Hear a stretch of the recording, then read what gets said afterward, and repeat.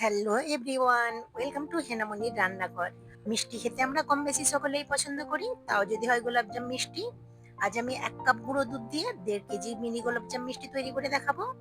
দোকান থেকে তো আমরা কিনে খাই, বাড়িতে কিভাবে খুব সহজেই এই গোলাপজাম মিষ্টি তৈরি করে নিতে পারবেন সেটাই এই ভিডিওতে শেয়ার করেছি। আশা করছি আমার এই ভিডিওটি আপনাদের ভালো লাগবে।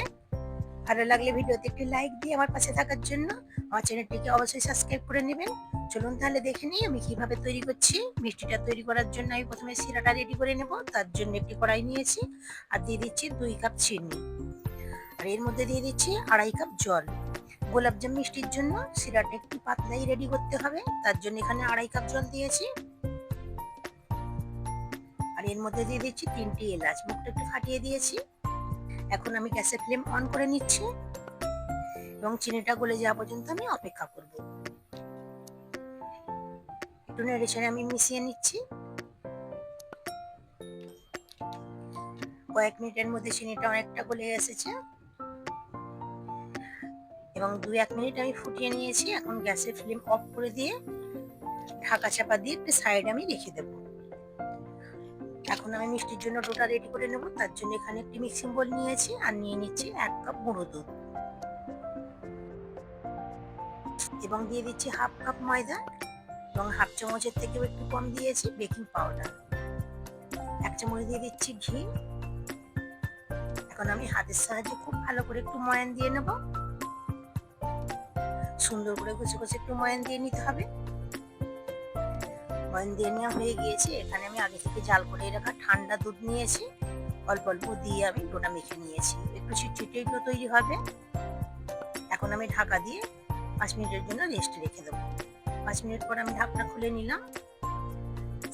ডোটা অনেকটা সেট হয়ে গিয়েছে, হাতে আর লাগছে না। এখন আমি হাতের মধ্যে একটু ঘি লাগিয়ে নিচ্ছি। এখন আমি ডোটা থেকে অল্প অল্প এরকম একটু পোষণ নিয়ে গোল গোল করে গোলাপজামের শেপ দিয়ে নিচ্ছি। ডো থেকে অল্প অল্প পোষণ নিয়ে হাতের সাহায্যে এইভাবে গোল গোল করে মিনি গোলাপজামের শেপ দিয়ে নেব। এই গোলাপজাম মিষ্টি তৈরি করার জন্য একটু ধৈর্যের প্রয়োজন হবে, কারণ একদম ছোট ছোট করে তৈরি করে নিতে হবে। আমি এখানে দেখতে সুন্দর লাগার জন্যই আমি ছোট ছোট করে গোলাপজাম মিষ্টি তৈরি করে নিচ্ছি। আপনারা চাইলে বড় বড় আকারেও তৈরি করে নিতে পারেন।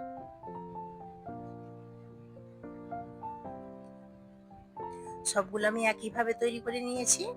এখন আমি মিষ্টিগুলোকে ভেজে নেবো। তার জন্য আগে থেকেই কড়াইতে তেল গরম করতে দিয়েছিলাম। হালকা একটু তেলটা গরম হয়ে আসলে একটু একটু করে গোলাপজাম মিষ্টি আমি ছেড়ে দিয়েছি।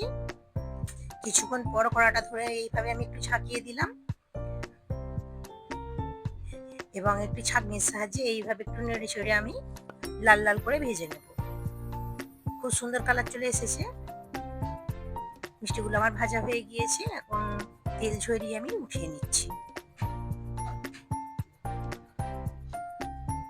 সবগুলো মিষ্টি আমি ভেজে নিয়েছি এবং শিরাটা একটু ঠান্ডা হয়ে গিয়েছিল, তার জন্য গ্যাসের ফ্লেম অন করে আমি শিরাটাকে আরো একবার ফুটিয়ে নিয়েছি এবং মিষ্টিগুলো কিছুক্ষণ ঠান্ডা করে নেওয়ার পর আমি শিরার মধ্যে দিয়েছি এবং মিষ্টিগুলো দেওয়ার পরে 2-1 বার আমি ফুটিয়ে নিয়েছি এবং সারা রাত আমি ঢাকা দিয়ে রেস্টে রেখে দিয়েছিলাম। এখন আমি আপনাদের পরিবেশন করে দেখাচ্ছি। দেখতে কত সুন্দর হয়েছে। সবগুলো গোলাপজাম মিষ্টি আমি প্লেটের মধ্যে পরিবেশন করে নিয়েছি।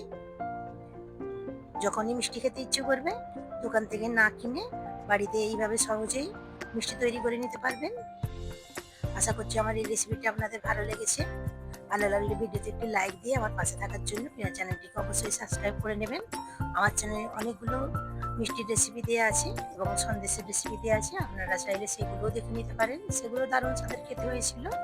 একটি মিষ্টি আপনাদের ভেঙে দেখাচ্ছি, কত নরম তুলতুলে এবং ভিতরটা কেমন হয়েছে আপনারা দেখে নিশ্চয়ই বুঝতে পারছেন। একদম পারফেক্ট মিষ্টির দোকানের মতন তৈরি হয়েছে।